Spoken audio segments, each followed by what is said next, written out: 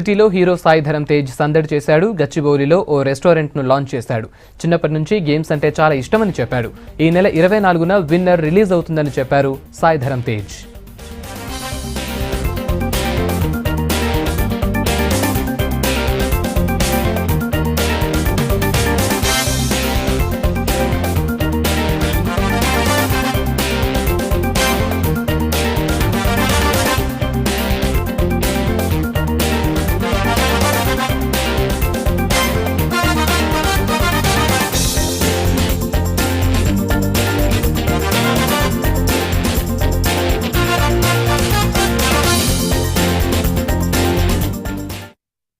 Sports enthusiast అండి. నాకు sports అంటే బాగా ఇష్టం, ఎస్పెషల్లీ క్రికెట్.